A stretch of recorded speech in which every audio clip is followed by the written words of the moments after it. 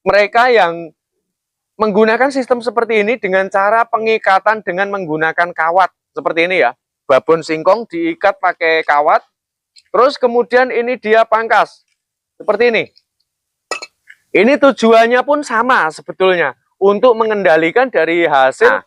Teknik babon seperti ini perlu dilakukan adanya sebuah penyayatan seperti ini. Tujuannya kenapa?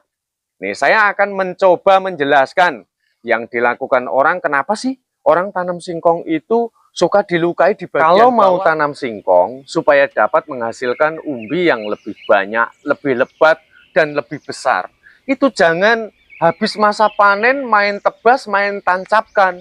Walaupun kita tahu media tanam itu gembur dan memadai. Jadi kita harus memahami terlebih dahulu. Itu boleh saja dilakukan, ditebas, langsung ditancapkan dengan media yang memadai. Tapi cara memilih bibit seperti ini kita tidak boleh asal-asalan. Jangan mentang-mentang ukuran bibitnya ini sudah besar seperti ini, dipangkas, langsung ditancapkan. Karena alasannya bibitnya sudah besar. Nah, karena tumbuhnya akar ataupun mata tunas itu berawal dari sini, bekas pelepah-pelepah ini. Maka kita jangan mencari yang jarang seperti ini. Sudah saya pastikan, enggak 100%, tapi 1.000.000% umbinya pasti akan sedikit dan akan kecil.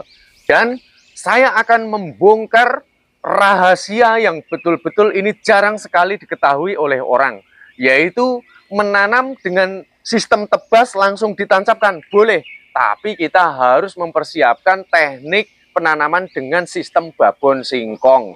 Babon itu adalah merupakan sebuah indukan intinya daripada pohon singkong yang akan kita tanam. Maka carilah di bagian bawah yang sudah memiliki ukuran besar, pergelangan ini maksud saya adalah melingkar ya, bekas pelepahnya ini, dan kemudian jaraknya yang dekat.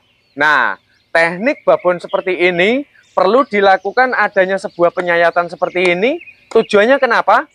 Nih, saya akan mencoba menjelaskan yang dilakukan orang. Kenapa sih orang tanam singkong itu suka dilukai di bagian bawah? Apa nanti nggak mati? Jawabnya tidak, asal tidak berlebihan. Justru dengan adanya sistem pelukaan ini, supaya nanti hasil dari fotosintesis yang diserap oleh akar, agar tidak keseluruhan itu mudah untuk lari ke atas, sehingga nanti dia akan lebih berfokus terhadap pelebatan akar ataupun pembesaran umbinya, sehingga dia akan lebih dapat berfokus memiliki hasil panen yang lebih melimpah. Itulah alasannya dari penyayatan. Nah, teknik penyayatan seperti ini seberapa perlu untuk dilakukan? Nah, ini sangat perlu sekali ya, karena ini untuk pengendalian dari hasil fotosintesis. Mereka yang menggunakan sistem seperti ini dengan cara pengikatan dengan menggunakan kawat seperti ini ya. Babon singkong diikat pakai kawat, terus kemudian ini dia pangkas seperti ini. Ini tujuannya pun sama sebetulnya, untuk mengendalikan dari hasil fotosintesis supaya tidak mudah untuk larut ke atas, sehingga banyak daunnya, banyak cabangnya daripada banyak umbi yang dihasilkan. Itulah adanya manfaat dari sistem pelukaan ataupun pengikatan dengan menggunakan kawat. Lalu kita harus pahami juga dengan sistem teknik belah 4, menanam singkong teknik belah 4. Kenapa sih?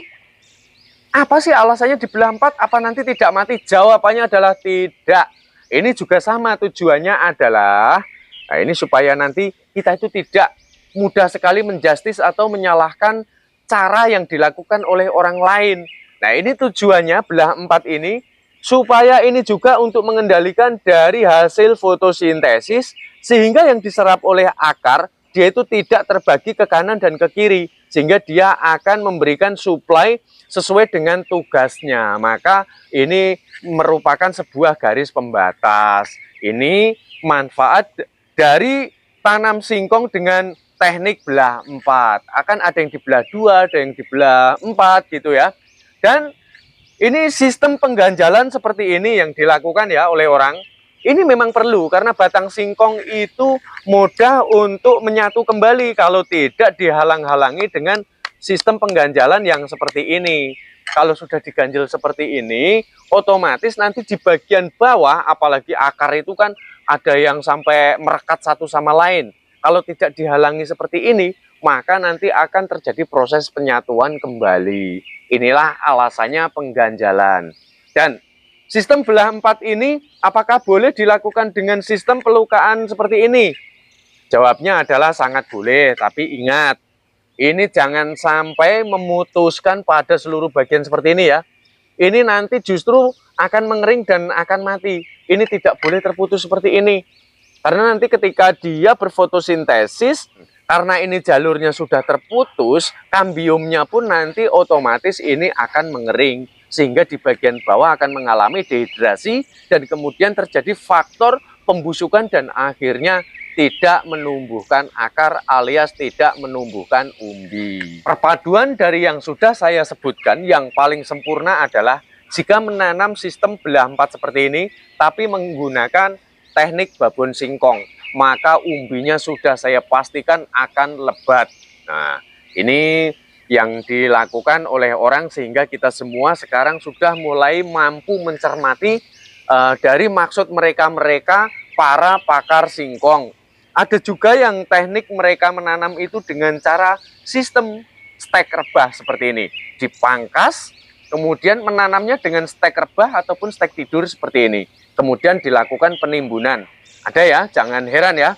Nah, hal tersebut supaya nanti bertujuan agar akar ini nanti akan lebih fokus terhadap pelebatannya. Sehingga karena singkong yang dihasilkan itu adalah berawal dari akar yang akan update menjadi singkong, maka orang lebih berfokus terhadap pelebatan dari umbinya. Seperti itu ya.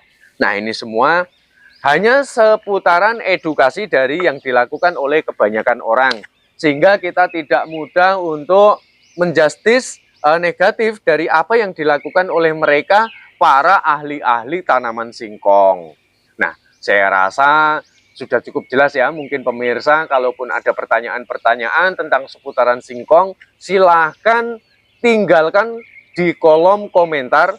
Nanti sebisa saya akan menjawab hanya untuk bertujuan sebagai edukasi semata. Jadi jikalau mungkin ada pemirsa yang tidak sepaham ataupun sependapat dengan saya secara pribadi mohon maaf yang sebesar-besarnya. Karena saya duduk berada di sini bertujuan untuk mengembangkan, memaksimalkan melalui edukasi bagaimana cara tanam singkong agar dapat menghasilkan umbi yang lebih jumbo, lebih besar tentunya ya, apalagi untuk kita mau jual, juga memiliki cita rasa yang sangat renyah gitu.